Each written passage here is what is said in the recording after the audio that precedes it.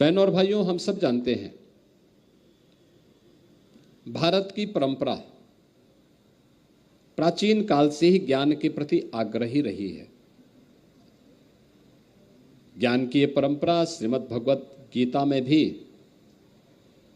न हि ज्ञाने न सदृश्यम पवित्रम में विद्यते किस भाव के साथ हम सबको एक नई प्रेरणा प्रदान करता है। अभी यहाँ पर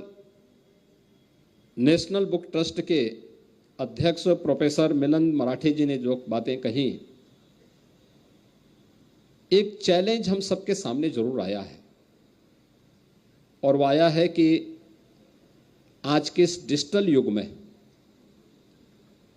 हम अधिकाधिक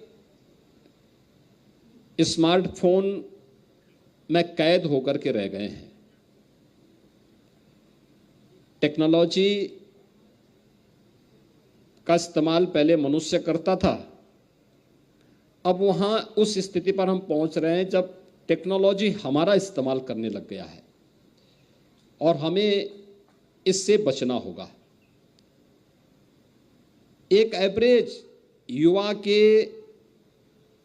24 घंटे के कार्यक्रमों को अगर हम देखते हैं तो लगभग उसके 6 घंटे अपने स्मार्टफोन पर या डिजिटल प्लेटफॉर्म पर व्यतीत होते हैं। यानी वह अपने जीवन का एक चौथाई हिस्सा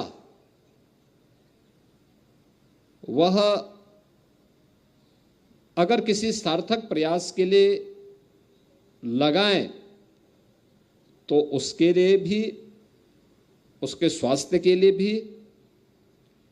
और समाज और राष्ट्र के लिए भी उपयोगी हो सकता है। और यही कारण है अच्छा लेखन, उन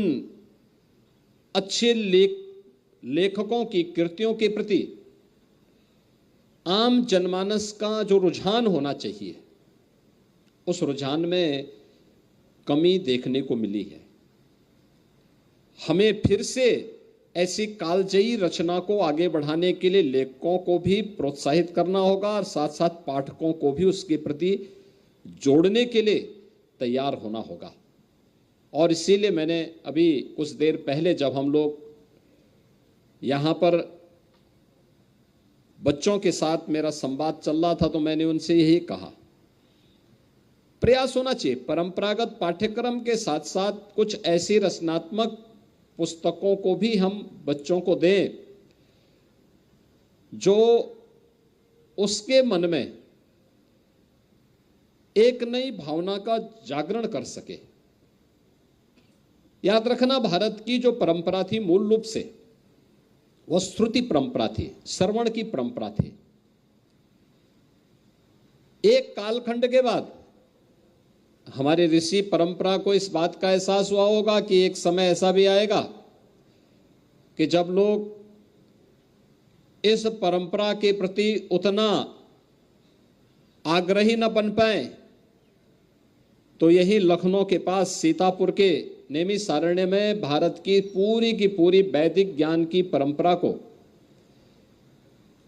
हजारों ऋषि मुनियों ने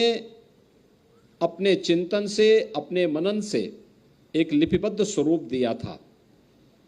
और नैमिषारण्य एक तीर्थ के रूप में विकसित हुआ।